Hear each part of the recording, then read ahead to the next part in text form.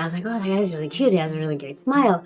And I did not notice at all. And it wasn't until he paid for the bill that he used his toes to pay for the bill, right? To sign the check. And I noticed he doesn't have arms. I did not notice at all. Wow.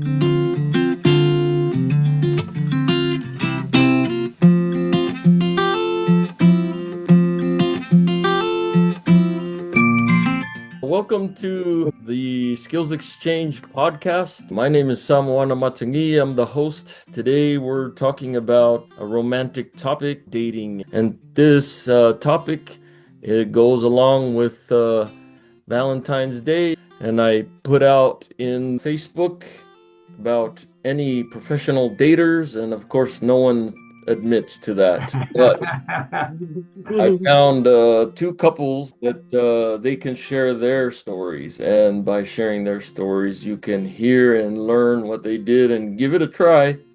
Not saying that it'll work for everyone, but we know that these two couples were successful. So I'm going to turn the time over to both these couples just to introduce yourselves. So I'll start with Eric and Deb. My name is Eric Nelson. I'm a bilateral above elbow amputee. I've been that way a little over 42 years. I've been married to my best friend, Deb, for 35 years in August of last year. I'm Deb, his wife, Eric's wife, and yes, we've been married over 35 years. So she's one of the few people left that knew me when I was able-bodied and knew me as an amputee. Well, that's a good thing to note down. I'm writing that down, actually. Talk about a little bit more. I also married him as an amputee. Okay, Caesar, go ahead. So I'm Caesar Gonzales. I don't consider myself an amputee because I never had arms to be amputated. I was born this way. We've known each other for probably almost as long as Eric and Deb have been married. Wow. That's how long we've known each other. But we've been married for 15 years. And 16 in August as well. We're August as well. And so I have lived my whole life without arms. So I've grown up this way. I've dated the entire time this way. I've never had the experience of dating with arms versus dating without arms. I've just always been the way that I was born. My name is Ofelia. Caesar and I dated for about 5 years before we were married, but we knew each other about 5 years prior to that. And we have two girls together. And I have a daughter from a previous relationship, and Caesar, jumped in there. Even though my daughter was probably about, oh my gosh, 9, 8. She was little. Little. But between us two, we have two daughters together. Yes. Awesome. Congratulations to both of the couples on the marriage and how long it's been. Today's dating game is a lot online. And it's a little bit different from when y'all were dating. Eric, y'all had rotary phones, right? Or that television? And 4-digit dialing too. Rotary phones and 4-digit dialing. 4-digit dialing. Wow. And party lines. Yes. Oh. When we were dating. When we were children. When we were children, yes. They still had party lines when I was young, and we didn't have rotary. We had the touch, the button phones, but nobody even has landlines anymore, right? We had the touch tone, but the pound and the star during those years meant nothing. Yes. I was told that those were going to mean something one of these days, and I go, what could it possibly mean? Yeah. So first, I want to talk, both of you, on how you met your partners. And I want to, just for variety, we'll start with Caesar and Ofelia, how y'all met. And I want to even down to the detail on like what urged you to talk to the person, and then also the partner on what made you want to listen. All right. So we met at a bar, and I'm not a I don't go to bars very often, or I didn't go to bars that often. I mean, I usually would go with friends, and that's why I went. I went with coworkers after work. Happy hour after Yeah, work. happy hour. And my wife will speak for herself, but she also went with coworkers after work. So we just happened to be at the same bar at the same time. And you know, she has a beautiful face that caught my attention. And I also was attracted by her proportions. We'll keep it at that. And I think that answers your question, Sam, and I'll pass it over to my wife on why she listened to me. Well, obviously I didn't, I didn't look at your proportions. I didn't even notice that he didn't have arms. I'll be honest with you. I did not. So I was with my friends. He came over and asked me for my phone number. And I said, okay, he's cute. So I noticed him. I was like, oh, okay, he's a cute guy. I think I was 23 at the time. We're like, oh, he's cute. And he bought us over drinks. He bought my table drinks. That's how I did it. And the waitress says, look, this is from that guy over there. And then he comes over and says, can I have your phone number? And I said, yes. Do you want to write it down? And he's like, no, I'll just memorize it. So I was like, oh, okay, wow, I didn't notice it. So I didn't even think until after the fact, right? Obviously. So he said, I'll memorize it. I said, okay. So it wasn't until I ended up joining his group of friends and, having drinks and talking and everything. And it wasn't until he paid for the bill that he used his toes to pay for the bill, right? The financial check. And I noticed he doesn't have arms. I did not notice at all. Wow. I saw him walk into the bar, big smile, big dimples. His group was cheering. I think he got a promotion or something. They got together for him. And I was like, oh, that guy's really cute. He has a really great smile. And I did not notice at all. So, I mean, I guess that's one way of thinking, oh, it must have been meant to be. I didn't even realize it. It was just, we had a great conversation. And when he signed for the bill, I noticed, oh, he doesn't have arms. Wow, that's amazing. I was impressed, But that's how we met. And yet you were willing to go out with him again. Oh, yeah. That's awesome. Definitely. We ended up going out on a date of maybe a week later, the weekend or the following weekend or something, and he picked me up. Of course, and I'm watching him while he's driving. He uses his feet. Yeah, we went to Bilateral. We had some lobster, and I just never felt like worried that he, I'm sure some people would say like, oh, he's a good driver. He uses his legs. Does he use it? I never felt uncomfortable. I never felt, it was just natural. I never felt anything, we're scared, worried. I don't know, what other people might be thinking. That's why, people ask me questions and I'm like, no, I never crossed my mind. I felt safe with him. But yeah, how we met. So we went on a date about a week later. So, and a little bit more backstory on why I sent her table a round of drinks, because she was with a male coworker who I thought was her boyfriend. So I was like, well, I'm not going to be able to talk to her. And two of my confidence right there. That was another thing. Confidence. Two of my coworkers were like, look, we'll go talk to the guy so you could talk to her. And I'm like, all right, let's do it. His confidence really is attractive. When someone is confident and they don't care about what other people say or think, and he just goes for it. And it is very attractive for me. Where did you learn that confidence?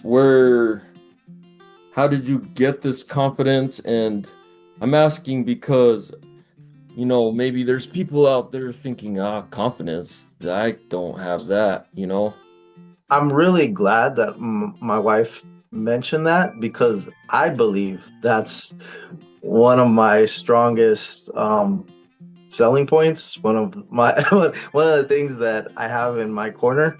And that's not to say overconfidence or cockiness or conceitedness or anything else. Those are all turnoffs. Mm-hmm. But I think I learned in my teenage years that if you let lack of confidence control your life, you're really going to miss out on a lot of things. And so, kind of having that F it attitude and just go for it, that's what I practiced. When I met my wife, I was 25 years old, so I already had a few years of practice. It didn't, maybe a little bit of it came naturally, but a lot of it I feel was practice and being in situations over and over again. And that's the important thing about socializing is I don't think for people in my situation, you can go out on the first round and say, I'm going to find my soulmate. I'm going to find the person that I'm going to spend the rest of my life with. You have to put yourself in situation after situation after situation so you get more comfortable and you get to be yourself. I think a lot of times when the connection isn't made between people, it's because one or both people aren't being themselves, and that not being yourself leads to the other person maybe just thinking, oh, this person isn't anything interesting to me. So it sounds like you had practice throughout as a baby, born limb different. You had a lot of practice learning confidence. It also goes in cycles, it's not just Yeah. like I was always confident. I had periods where I was down on myself and I felt like things weren't going to turn out well. So it wasn't just building up to confidence. It was ups and downs. So it's more like a roller coaster that's gradually going up. If you take the mean, but there's downs and ups and downs and ups. That's what it feels like, just like life. Yeah, true. Let's hear from Deb and Eric and hear about how y'all met up. Also, want to point out that Eric had hands previously and then he didn't have hands. So there was a change in the body. And so let's hear about it. It's almost, yes, it's not a normal story. Deb and I knew each other probably 16 years before we got married. I was married previously with a boy and a girl. Deb was good friends with my first wife. Deb would come over and babysit our kids while my wife and I would go out. They'd go on marriage retreats. Go on marriage retreats or go out on dates, and she would babysit. My first wife and Deb's mom would play duets at church. That's how we met, was at church. I told myself during those 16 years that I didn't even think about Deb. I looked at her, she was a friend, but she was too moody and too young for me. I was the teenager. There was just nothing there. In fact, probably we talked about, people would ask us when they would see us together, they go, well, are you guys dating? And we would look at each other and go, what does that even mean? Deb was, because I got hurt when I was 30. I remember Deb wrote me many letters when I was in the burn center trying to encourage me, be praying for me. Her mom gave me a little piece of twine, red twine, about 6 inches long. And she said, I want you to put this on your bed. And whenever you see it, you know that I'm praying for you. And I think I have that string in my desk drawer that I've had for 42 years. So our families were very close. When my wife said she was out of here because of my anger, I had never lived by myself. I went from my mom and dad right to my first marriage. So all of a sudden here, I didn't know really how to do much, and I was in an apartment all by myself trying to learn how to live. And I had a business I was trying to run, electrical business. And Deb was working in Casper, which was 50 miles away, and for some reason we just started talking on the telephone back and forth. Her folks lived in Douglas where I had the business, and she would come down on the weekends, spend the weekends at her mom and dad's, and then she would come over and help me. We would go shopping, and she would help me with my little honey-do list that I would have. And it was just the friendship grew. We would sit and talk for a long time. We would drive around. As far as did we go out on dates, I think we walked a lot. We went to the mountains, took the four-wheel drive up into the mountains, did things. We were part of a sextet group singing group that we would sing all over the state of Wyoming a couple of times a month. So we were part of that group. And I remember, and when my wife told me she was leaving, about the same time, Diane Atkins, who's very renowned in the field, she was my OT. She called me one day at work and she goes, "Eric, I'm just calling to see how you're doing." And I broke down in tears. I said, "Diane, my wife has told me she's leaving me." And I said, "Nobody's ever going to marry a man with no arms." And I just broke down and cried. She goes, "Eric," she goes, oh, you'll find somebody." And I thought to myself, "Diane, you're just saying that. There is nobody out there."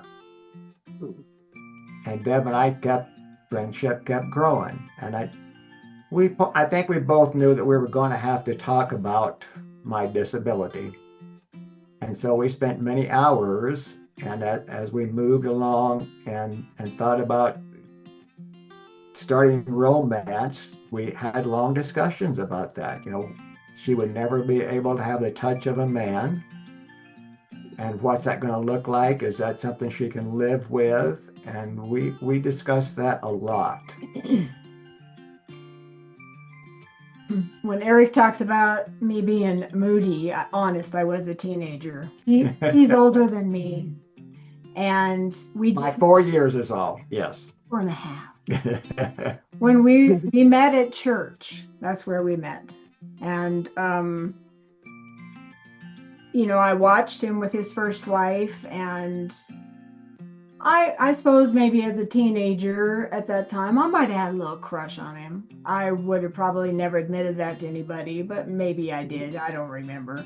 But as I got to know him a little better, and he'll tell you too, the Lord has just done great things in Eric's life, because if anyone would have ever told me that I would marry Eric Nelson, he says what he says about me, and I was like, that's not going to happen, because he was arrogant, he was conceited, he was just so different than he is now. It was all about me. Yeah. Yep.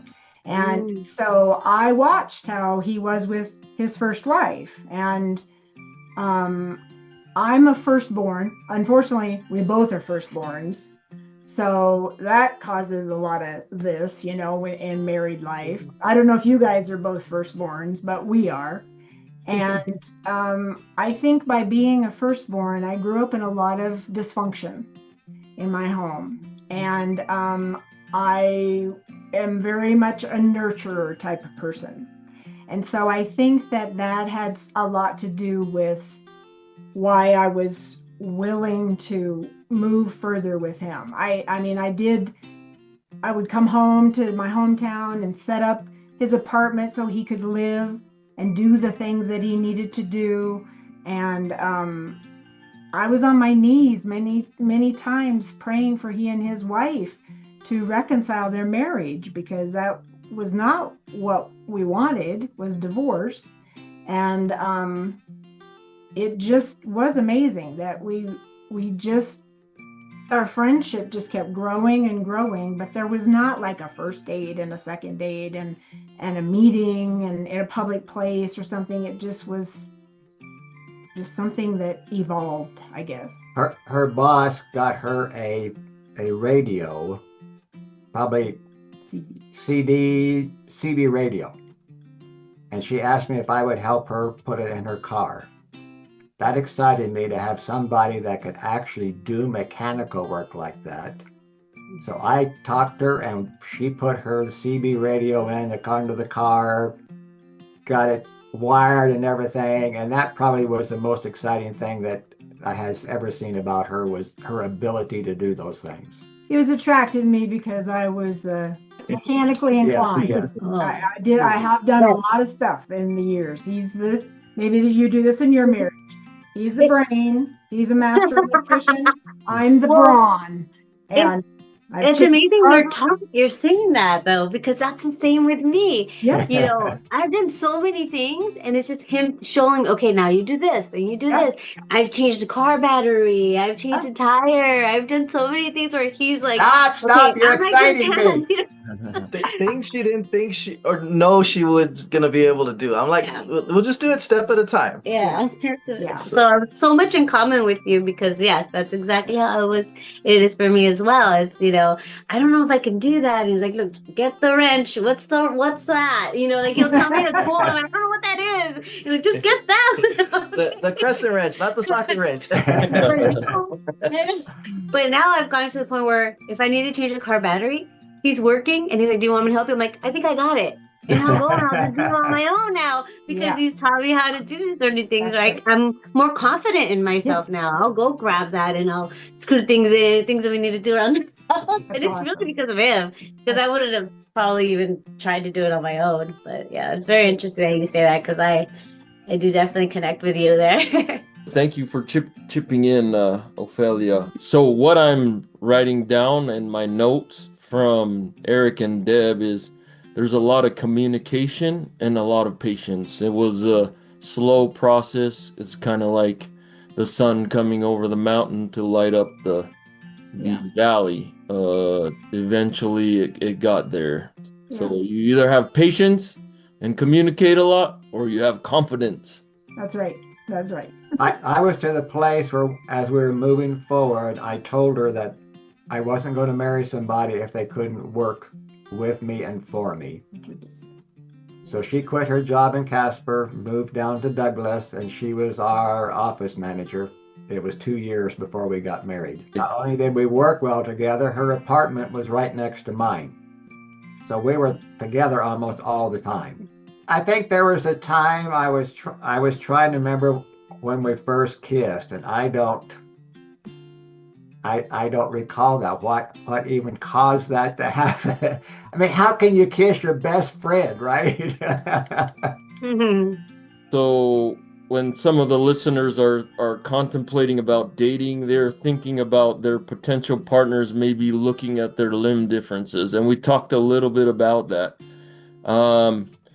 The partners, how much did that matter? Like, is either of you, they talk about love languages, and the sense of touch is one of them, no? Mm-hmm. Yeah. Affection.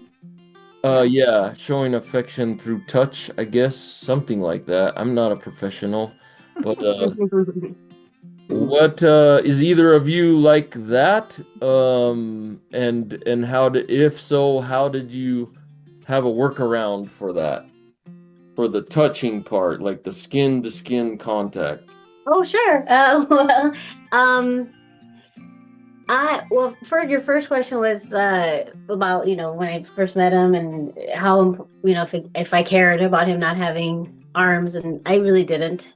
I just didn't think about it. There's just so much more to the package, I thought, than that.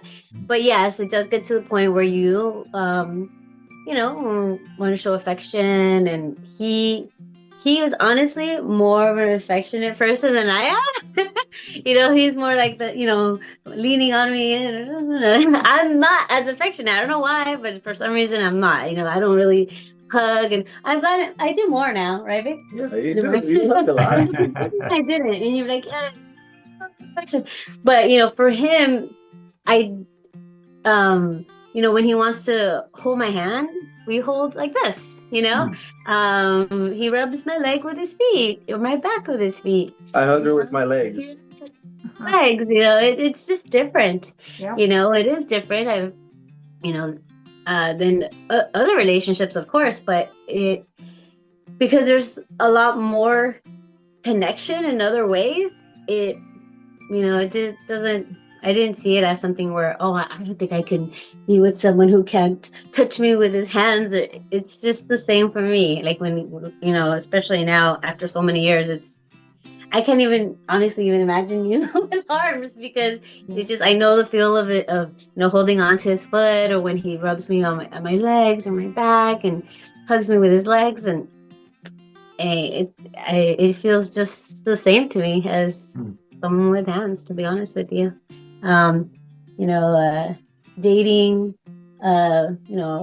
pictures of I hug him, it's pretty much the same. I don't feel it doesn't bother me. The only thing that would the only time when we would go out and it's other people that would look at you, and that's the only time I would get annoyed. I was like, what are you looking at? Kind of like that. And he would tell, because I'm very vocal with if I have a problem with something, I will say it. And so we'd go out when we were dating. We would go out once in a while now too, but not so often. And people will stare at him, like really stare at him. And I was like, what are you looking at? Do you have a problem? And one time he told me, please don't get upset, because he said he feels bad, like I'm not having a good time because I'm getting upset that other people are looking at him. And I always think about that, because I don't want some stranger ruining a great moment we're having when we're out at the beach or in the mountains or having dinner or something like that. So I've learned to ignore it. And if it's most of the time, but it's my love for him that I don't, because I'm sure if I notice it, he notices it. But I mean, he's lived with it. and that's the thing is when you live with it day in and day out, there's not much you can do about it. I mean, I could wear long sleeve and try to cover it up. I could wear prosthetics and try to hide it. That's just not the way I live. For me, it's a waste of time to try to hide it. This is the way I am, and I think that's part of the confidence building that I've gone through. I was, there were times when I was ashamed, where I was like, I don't want to be stared at today, and that was kind of growing up more. That's not as an adult. As an adult, it doesn't bother me at all. But as an adult, it does bother me if my wife gets bothered, or I was worried about my kids getting asked questions at school. How come your dad doesn't have arms? And I thought of it to be more of an issue in my mind than it really turned out to be. It really hasn't been an issue. Just a really quick follow-up question. Did any family members or friends say, well, how's he going to take care of you? Oh, wow. No, they really didn't. I think they just, I don't know if it's just because they just trusted me to know, he's a really smart guy. And he works really hard. He's good with numbers, good with budgeting and money. So I saw that from the beginning when we were dating. So it wasn't, just like anybody, even a man who has arms, they could be like a total loser, can't keep a job, things like that.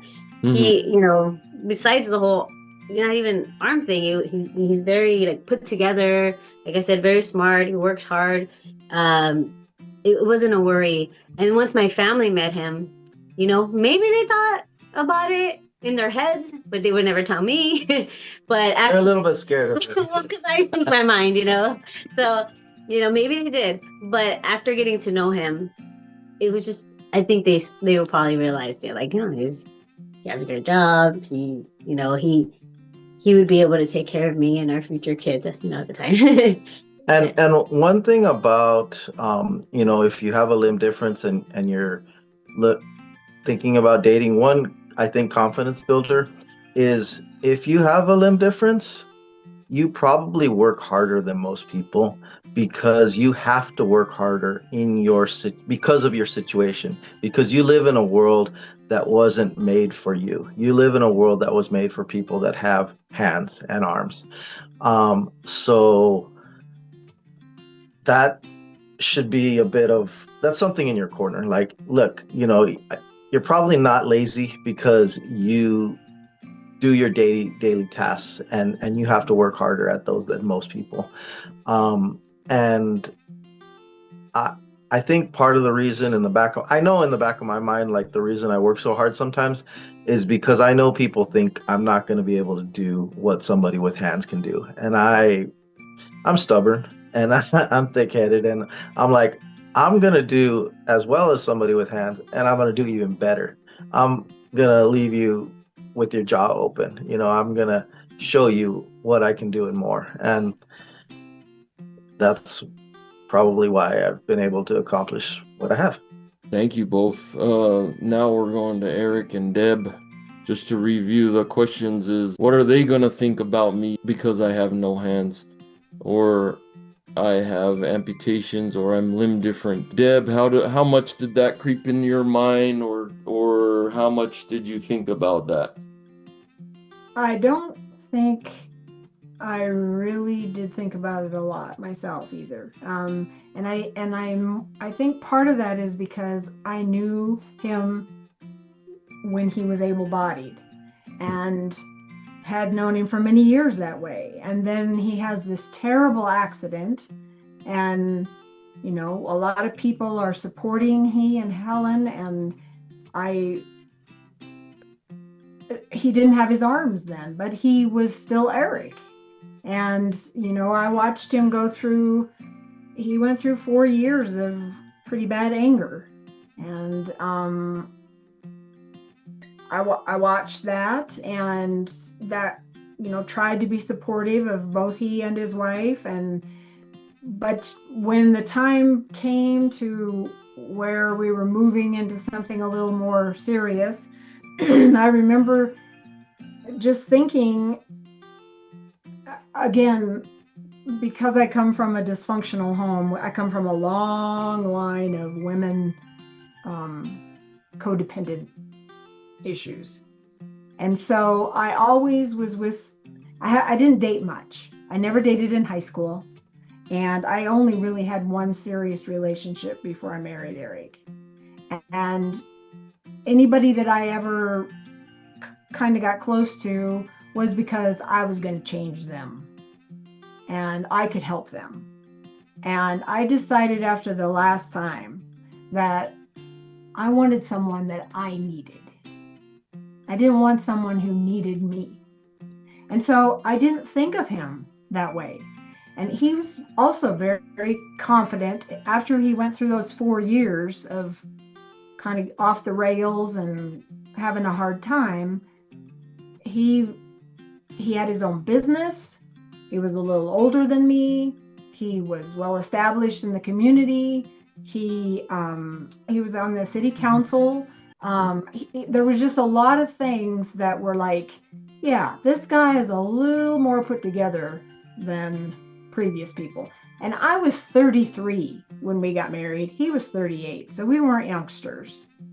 And as far as, there are times, Ofelia, that I feel like when we're cuddled in bed and I have his stump right here, I'm thinking, you know what? I still feel like if he had his arms, he would not be my husband now. That God used that. Different person. Yeah. To bring us together. And, I love his hugs when he doesn't have his arms on, his prosthetics. It's just easier. You can feel them. I remember when we first were together, if we were out in public, I would reach over to hold his hook, and he didn't like that when we first started seeing each other. And I don't know if it had to do with his previous wife, but he didn't want me to, I don't know if he thought it was drawing attention to them, but he didn't want me holding his hook. Now, I hold his arm, I hold his hook, when we're in the car, when we're in public, it doesn't make any difference. Again, this is to me, this is something pretty important that I've just recently, in the last few months, maybe thought of. My husband thinks that when he passes away, which hopefully is not for a long time, that he's already got my next husband picked out for me, and he's my old boyfriend. Oh. We've talked about it, the Yeah. boyfriend and I. So anyway, honestly, I was at 33. I was a virgin when I got married. So Eric is the only man I've ever been with. And the thought of being with a man who has hands and arms is frightening to me. And so this is what I know. This is who I know, and this is how I know it. I don't think he wants to say anything, Sam. So. Well, he does have to answer. There was something that Deb said about she didn't know how you felt about holding your hook in the beginning. I don't know. I was very insecure at the beginning. I didn't want people to notice me, and that seemed to draw attention in my mind. Okay. I think as I go through seasons of life, I don't care anymore. That doesn't bother me. The follow-up question is, you have these 4 years of anger. Deb, when you saw him going through that anger stage, I'm asking this because I know a lot of people that are double hand amputees, and they're angry. And then they're wondering, why does no one want to date me?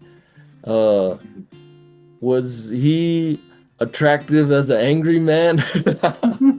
Well, honestly, during those 4 years, he was still married. Oh, okay. And so, it's just so interesting. So many times on a Sunday morning, his wife would show up to church, and I would say, "Where's Eric?" Mm-hmm. "Oh, he's at home."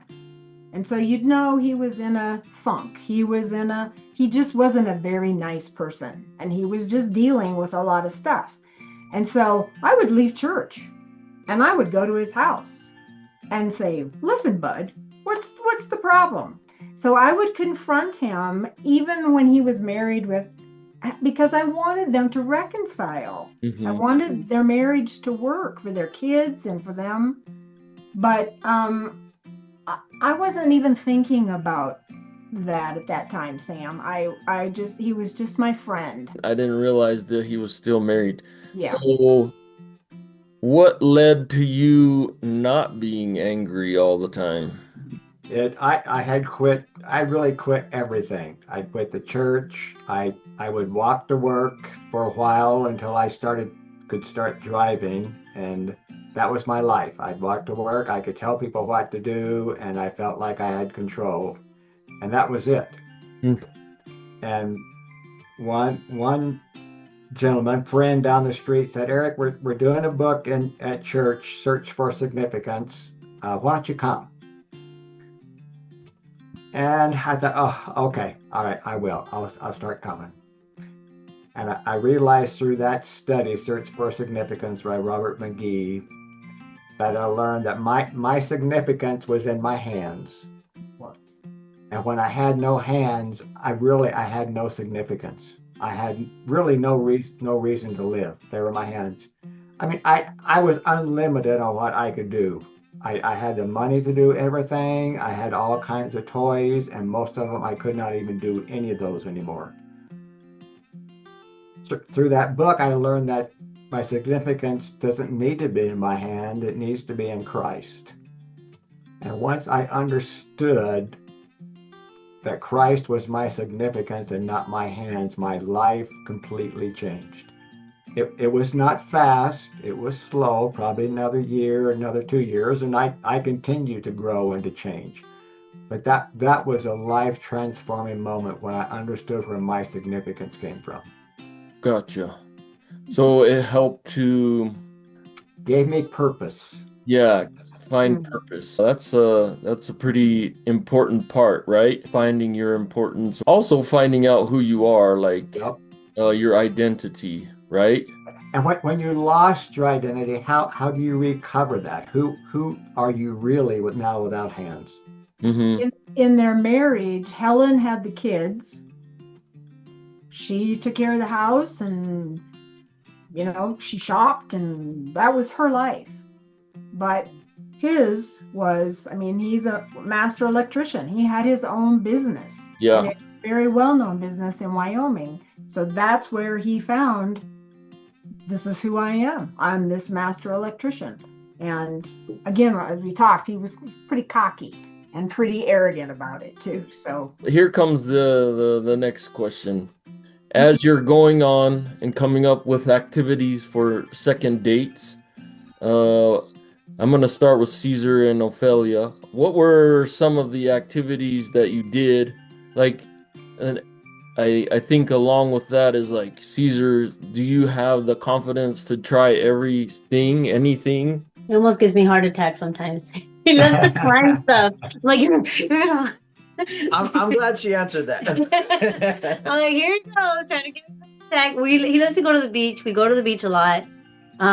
We just today we did a hike over at the observatory, Griffith Observatory in Hollywood. We just came from that, but he, when we go out to eat a lot to restaurants. So he's a foodie, I guess that you could say. He loves to try different types of food. He brought me into liking different types of food because I was very, I grew up in a very Mexican household, so I would eat just Mexican food. It's like beans and rice and chilaquiles, just Mexican food. So he was like, "Well, let's try sushi." I'm like, "What? What is that? That's raw fish." He's like, "Just try it." I'm like, "Okay."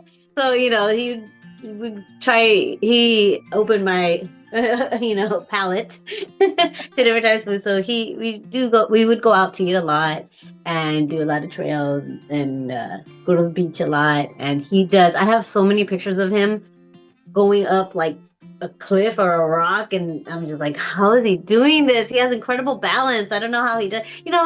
He was born without his arms. He learned how to balance himself and be able to use his toes to grab himself and things like that. But I, didn't know that. So and she did dance ballet as a little girl, so she has pretty good balance. Yeah. It's different when you don't have your arms, I think. What else did we do in our date? What else did we do? A long time ago. Yes, it is a while ago, but I like to do different things. I'm not one of those people that likes the same thing every time. And I had in my mind that I wanted to impress her. So, I tried to do things that might be different, that I thought she might enjoy. I didn't go overboard, like go broke doing it or anything, but I just try to do different things and things that I thought would be fun. I think that's a big thing, is like I wanted us to have fun together. Yeah, we did. We had a lot of fun. I remember, I think it was at your birthday. Well, he likes growing up, he had like a car collection. He likes to drive. He likes racing and driving fast, right? So I think for your birthday, I got you like a NASCAR ride along thing. So he rode along in So, in my mind, I thought, oh, I think, they had to help you a little bit, right? Because, you have to crawl into a window, right? I didn't know that. So they had to kind of help him. The door doesn't open. You got to go through the window. So I did have to explain to him, I didn't think about it. My boyfriend doesn't have arms. Will you guys be able to help him? They're like, yeah, no problem. So, I do get a kick out of other people's reactions to certain things that we do where, they're just impressed by him because they're like, I'm like, it's okay. He can do it. How? With his feet, he'll do it. And they're like, oh, okay. The impressed part, I'm past that because I'm already used to seeing it all the time. But I see people and see how impressed they are. So yeah, we did the NASCAR thing. That was pretty cool, right? I'm glad enjoyed you it? remembered that. That was a lot of fun. So I guess to answer your question, yes, Sam, I'm pretty much up for a lot of things. I think I'm not too big on skydiving. I don't think skydiving is on my bucket list. But another thing my wife touched on was I have the attitude of I'll figure it out. Tell me what needs to get done and I'll figure out how to do it. And that was, I think, something that my brother touched on at our wedding in his best man speech is I've shown him, not because I have no arms, but because of the way my mind works, the way I think, that things that some people might think there's no way to get that done. I'll figure out how to get it done. His example, or one of the examples that he gave, was we moved a car that had no tires on it. And he's like, how are we going to move this $2,500 pound car that has no tires on it? And, I forgot exactly what we did. I think we got like 4 different spares. We borrowed spares from different people and we got it done. And that's kind of how I approach everything is let's figure out. And that doesn't mean I figure everything out, but I go into the situation saying, let's see if we can figure it out. Yeah, it was like no limits when we were choosing going out on dates and stuff. I mean, we went whitewater rafting, so that one was crazy because he had to hook his foot under. So you move around a lot more, so I like hold on to his vest while we were doing it, and we did do not skydiving, but the one where the boat pulls you and you go up in the parasailing. We did parasailing. And that was a good example because normally people have arms and they hold on to the side. Since I didn't have any arms, I didn't realize I had to hold on to the side. So I was just looking around and all of a sudden I was hanging upside down. And she was freaking out. And the people on the boat were kind of freaking out. But I was like, well, the harness is working. It's doing its job. I'm not falling into 20 feet or whatever. So they reeled us back in, and then they put a bungee in the front so that I wouldn't go forward anymore. And I learned I should sit back, so I wasn't looking as much like this. I was seated back, and I think that's willing to. Some people. He also went. We went rock climbing, and so the instructor was like, "We're gonna figure this out, right?" Because rock climbing. Remember? Indoor. Oh yeah. I never thought I would be able to scale a wall. Wow. I ended up getting. It was a session for disabled people, and the guy that was teaching the session was like a world-renowned rock climber, and I don't think if I would have gotten a coach that didn't have as much experience, they may not have been able to figure it out. But he knew all the different angles, and he just was very knowledgeable, and he figured out how to keep me. Because the whole issue is not falling away from the wall. So keeping me upright and allowing my legs to do all the work. So I was able to scale a 30-foot wall based on what he set up for me. So I love trying new things, and I love being active. That's really what's the worst that can happen? You just can't do it. You're just like, okay, no. We'd go places and we're like, okay, not you can't do it. Like the worst that could happen is I could die. That's not gonna. We won't really do something real. That's true. I know my limits for the most part, but I like to push them and stretch them. So we've had pretty fun dates, but what's interesting is even after having kids, he still wants to, climb rocks and do all these crazy things. It's just him. So we still go. And now I have so many pictures of my daughter climbing those with him. He's like, come on, Teresa, you can do it. And we're like, I'm like, oh, great. Now I have 2 of them, But yeah, it's he hasn't let anything hold him back, really. He doesn't let things hold him back. But so we've had some pretty cool dates. How about Eric and Deb? What's some date ideas for the audience? So this was pre pre-marriage or post-marriage? Most of our dates have been after marriage. Yeah. Oh, so you all Honestly, did yeah. date after marriage. Well, the things that these two, your hubby and him, are like, We do well yeah. together. We'd kill each other. Yeah. Birds of a feather. I like it. I tell like it. everybody, Ophelia, that he likes to do things that could take his life. The problem is he wants to take me with him. Oh, yeah, And I don't wanna exactly. go. I'm like, are you crazy? Yeah. You know, I will say this, that he's pretty fearless, and he has pushed me into doing so many things that I would have never done on my own, ever, ever, ever. And I didn't.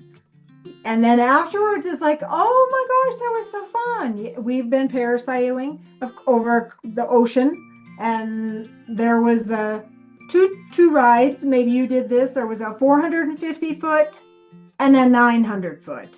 Well, of course, we had to go the 900 foot. And thankfully, they let us go tandem. So you guys probably did too. Did you sit together? Yes. Yes. And I can't swim. So I thought, if I'm dying, you're going with me. So we've ridden on 7 helicopters after we've been married, different rides all over different places. We've been in a hot air balloon.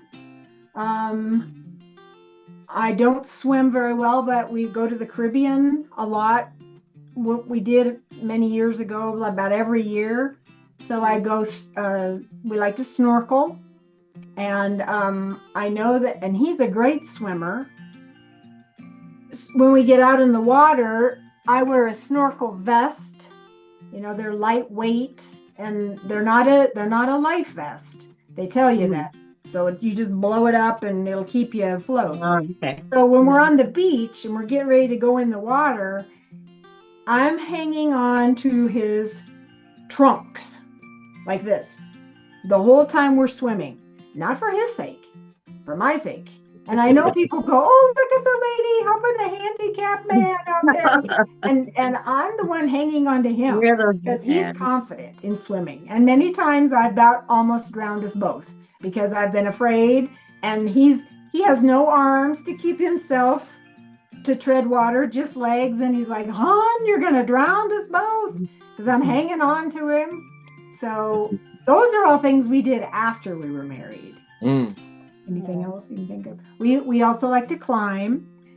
He's the same thing with climbing rocks. You find any rocks, mountains, he's going to try to climb them. He has great balance, great strength in his legs. And me, I'm like an old lady, just, you know, if I even try, I'm afraid. And so, unfortunately, there's a lot of things that I won't go do with him. But I will say something that you just said. He's probably got me this close to going skydiving.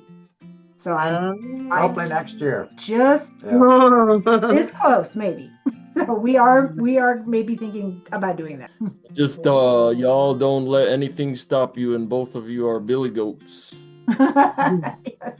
But you know, Sam, I think since you're asking about from the dating perspective, maybe it is a good idea to not take someone on a date where you might look helpless. So like, you know, try new things, but don't pick something that you think is too far out of your comfort zone. Because if it's somebody you're trying to get to know and trying to impress, like you don't want to pick something where you'll have to be rescued from. Leave that to after you're married. I always took my fastest car when I took her out on a date. Going on down the timeline of both your love stories, and you're getting to the part where you feel like you want to get engaged. Let's talk about our engagements. We'll start with Eric this time and then go in reverse order. But Deb's got the story. She does a job well telling the story, so I'll let her tell the story of that. Well, we kind of alluded to the fact that we had known each other for 15 years before we ever started dating or a relationship. We had been together for 2 years. I worked for him 8 hours a day, Our apartments were right next door to each other. I was at his all the time. He was at mine all the time. We were together all the time. And so in the spring of 90, after 2 years, I was like, and again, I'm 33. And so I'm like, I'd kind of breached the subject maybe about getting married. And well, he thought we needed to get to know each other a little better. After 15, 16, 17 years. And I'm like, your what do they call it? Your clock is ticking. And I thought, okay, I'm going to give you this. My birthday is May 30th. And I said, on May 1st, I said, you can propose to me before May 30th. If you do not, I am quitting being his office manager. I am moving back to Casper. And I love you, but I'm not going to wait any longer. So, whole month of May. We go through the whole month. Nothing happens. May 30th, my birthday. He takes me out for dinner. It's 10:30 at night. We've gone to dinner. We went back to his apartment. We're watching TV. It's 10:30. I'm looking at my watch. So I looked at him and I said, I think I'm going to go home. I'm going to go back over to my apartment because I don't need to wait here for my heart to be broken. Mm. He jumps up off the couch. He starts hyperventilating. His face got red. He started sweating. And he says, but I have an hour and a half. He gets down on the floor on both knees in front of me. And he put his head in my lap. And he said, he didn't even give me eye contact. He just said, would you be my wife? And then I'm thinking, oh my goodness, I have to say yes now. And so that was on May 30th, and we were married August 18th, 2.5 months later. But he said if I had never done that, I don't know. I'd still be dating. So yeah, I kind of. But he was glad that I did do that. Obviously we've been married 35 years, so. They say it might affect you guys that if you typically get married before 30, you marry somebody of the opposite personality. If you wait until you're after 30, you usually marry somebody with the same personality. And we have the same personality. And that's not always fun. But I needed somebody in my life to stand up to me and to say no, to lovingly confront me. And it takes a firstborn strong personality to do that. Yep. So anyway, that's our proposal, Sam. Oh, okay. Well, I'm glad it happened that way. Let's go with Caesar and Ofelia. Go ahead. Go ahead. Oh man, she might tell it. This is probably one of those stories. This is one of those stories, I'm sure, where there's two perspectives. I'm also the oldest. We talked about, but my wife is the second youngest, and out of 6. But maybe you're right. Maybe she has that oldest mentality, even though she's not the oldest, because she has a pretty strong personality. And I say that to kind of lead up to maybe the reason that I didn't want to get married earlier in my life is because I saw failed marriages, in my family, and I had, somewhat of a traumatic childhood. I know there are people that have more traumatic, so it wasn't horrible or anything, but my parents got divorced when I was 2. My mom remarried when I was 7, and then she got divorced again when I was 17. So I never really had a strong male role model growing up as a father figure growing up. And I was scared to make a mistake. You know, I wanted to make sure. I didn't want to get married more than once. So I pressured him too. Oh, we were dating 4 years. We knew each other 5 years before that. Like, you know, 'cause when we met each other, we didn't start dating. Like, we weren't like we met each other. We went on a couple dates, and then we became friends.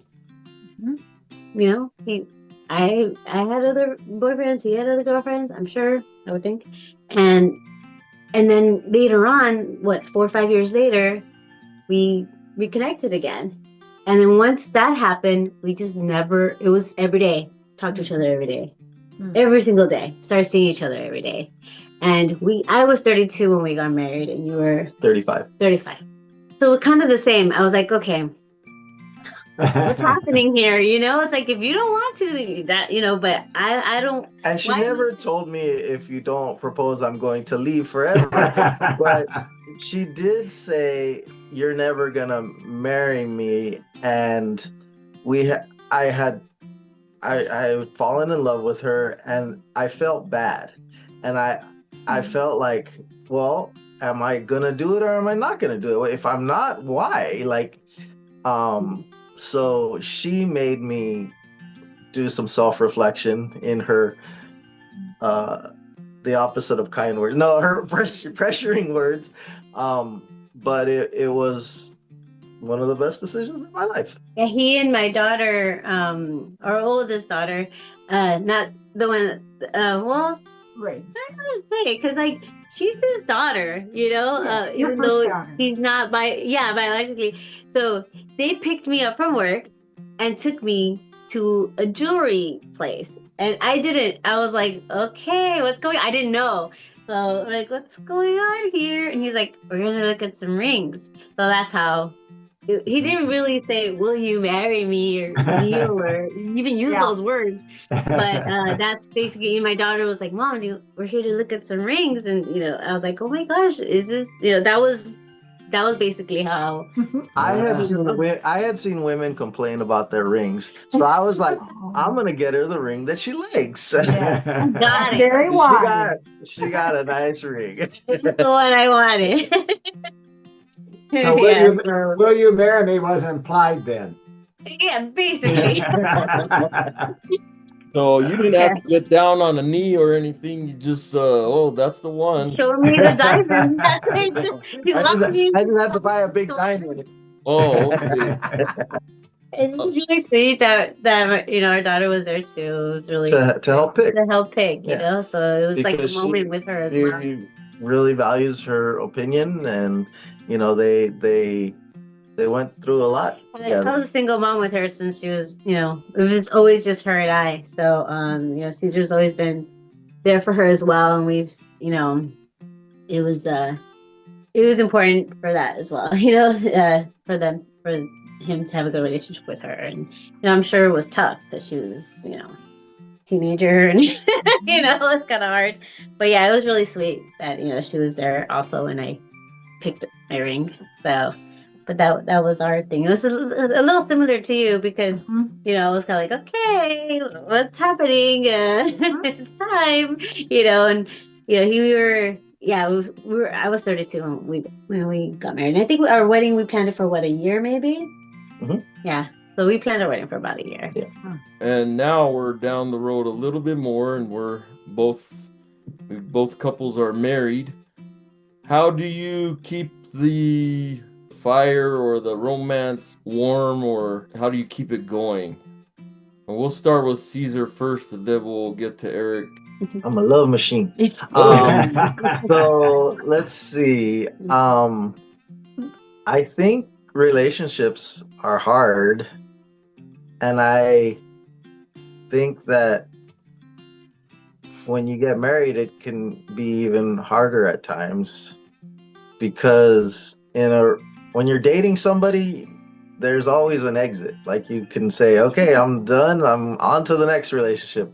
When you're married, it's supposed to be for life. So, I had my experience in the relationships that I saw growing up, and my wife had her experiences seeing her parents, and I think we both wanted to have a happy marriage. Like we didn't want to do it halfway. Like we were all in. So How do we keep the fire going? how do we keep the Friendship. fire going? No, but I mean, the part of Days. keeping the fire going is working through the arguments. I think like Yeah. I guess I just saw like a lot of angry relationships, and when you're angry in a relationship, you can't really keep the fire going. But specifically to keeping the fire going, Yes. you know, I think it goes back to I'm not like same thing Monday through Friday or 7 days a week type of person. He's not boring. Yeah. You know, he keeps me on my toes. I'm more of like I like to stay home and relax and watch movies, but he likes to like, go out and have a nice dinner, or, maybe call the parents, see if they'll watch the kids for us. So having a date night still, because it's easy to stay home.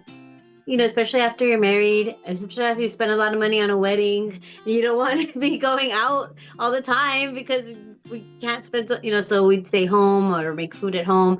But, maybe have a little date, even if we stayed home without the kids. That was kind of like a little date night, and just calling the parents and can you babysit our kids for a couple hours, and we go watch a movie together alone, or, have a nice dinner or things like that. So we just kind of had to keep, I don't know, what else?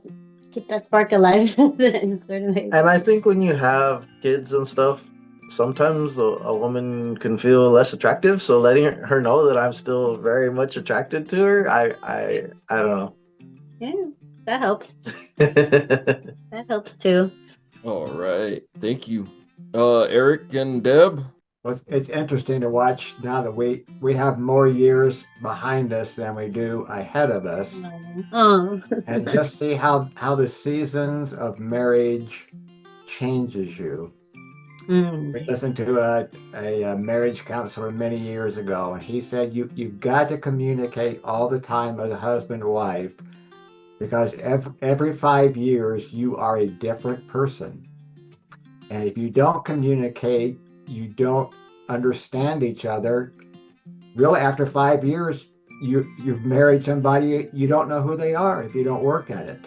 Mm-hmm. I think that's why we see a lot of divorces. People just they let it slide, and all of a sudden it's at the place where they don't know the other person. So I think communication is a lot. I mean, we had a situation today where we had to sit down and have a talk, and I just maybe take things for granted. We haven't communicated over issues, and we just have to talk those things through.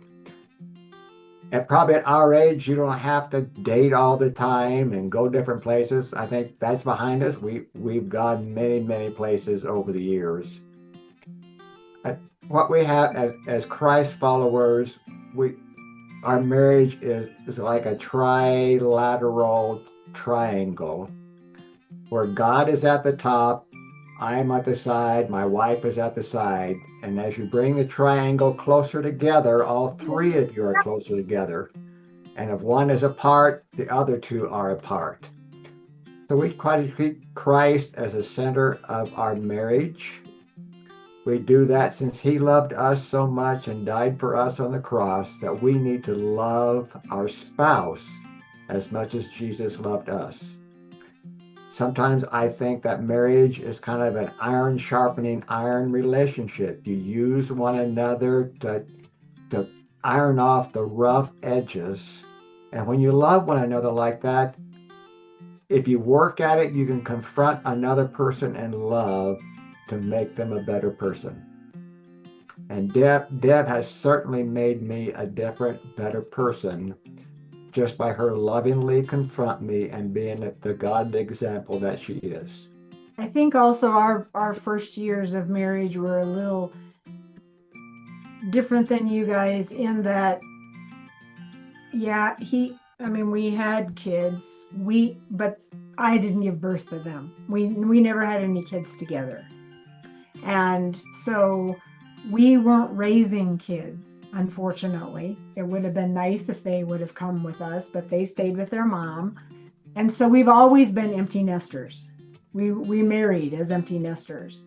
And so I think relationships are different when you are alone together versus having children in the home, because you are examples to them.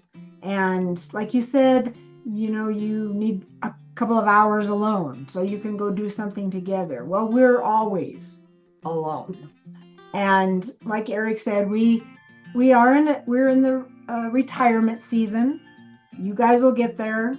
He's 73 and I'll be 69 in May. And so it's just a different season. And we don't go out and do a lot of things now. But I can honestly say that I love my wife more now than I did 35 years ago. And I never thought that would happen. It's a different type of love, but it is stronger and it is better than it was 35 years ago. Right on. Thank you, guys. I want to summarize what we just heard. Like, it seems like getting in a comfort zone can make things get stale. And I hear both of you saying kind of like it takes work. And so that's getting outside of your comfort zone. Like, we don't naturally want to get up and do stuff, but in order to grow, you have to put in some work. One last question before we close the show down. You have 3 minutes to say whatever you can. What would be your advice to a person that has a limb difference, upper limb difference, but wants to have a relationship? What would be your advice to them as the first step to helping themselves get there? I think it really makes a difference who the person is that you are going to date. Because people can, they, like Ofelia and I have said, you just don't even think about their amputation or their limb difference. And if something that came up that was common between these two gentlemen is confidence. Most people look at my husband, and maybe yours too, and they don't even see his arms. They don't, his personality is what comes out. They'll want to know, let's play a certain game at Christmas that has little tiny pieces. Oh, come on, Eric. Oh yeah, he can't do that. And so we'll figure out something else, but they don't think about the fact. And so I think if a person is limb different, that confidence is something very important. And if you have that already, it's going to be displayed to the person that you might meet, like these two. And, Eric, his confidence definitely was something that was attractive to me. So being confident, I guess, would be what I'd say. Thank you, Deb. Eric? And thinking through this, I would probably encourage, if an arm amputee wants to, the limb difference person wants to go on a date, start dating, that they have looked at themselves, they've come to accept themselves and their disability, and they don't want somebody to be engaged with that they hope will change them. That they know who they are, they know what they're after, and they're just not there to be fixed by somebody else. Like, fix yourself. You're not First. expecting them to come fix you. Fix Yes. yourself. Yes, because you're never fixable that way. And Yeah. finding a spot where you accept yourself and know your identity. Yes. When one of the things when we were dating, he would go I think Helen, his first wife, did a lot of stuff for him, and he allowed her to do that. He kind of wanted her to do this and do that, and through the years, he's taken over a lot of things that he just does for himself. But I remember we weren't married, and we walked up to a restaurant, and he just kind of stood there for the door. And I think what she would do is she opened the door for him. And I stood there and I looked at him and he looked at me and I said, you lost your arms, but you didn't lose your manners. And so he opened the door and did after that. And so I think if you don't let them, just go into themselves and draw them out and help them to be that they're just as normal as everybody else. Don't look at their differences. Look at their things that are the same. Thank you. Just go for it. Basically, don't worry that confidence has a lot to do with it. Just if it's not a match, if she or she doesn't, pay much attention to you or not feeling it, it's okay. There's gonna be someone there. There's going to be someone one day who's going to find you, who's going to just connect with you. Just, don't feel like it's never going to happen, because we weren't kids. We weren't teenagers when we met. We weren't kids when we got married, and I'm sure at some point, even myself, I was thinking, am I ever going to get married before even meeting him, before even dating him?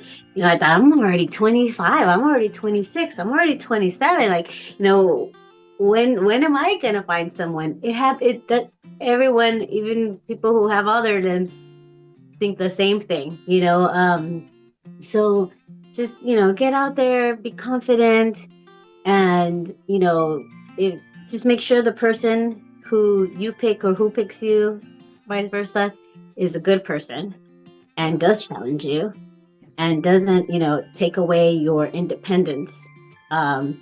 He does a lot of things for himself. Once in a while, I do spoil him and do certain things for him, but I don't do everything for him. So find someone or pick someone who won't take that independence away from you, because it's really important too. It kind of helps develop that independence too in you. Yeah, definitely. Pushes you to be independent. Yes, very important. He changed diapers. He changed our kids' diapers. He goes over.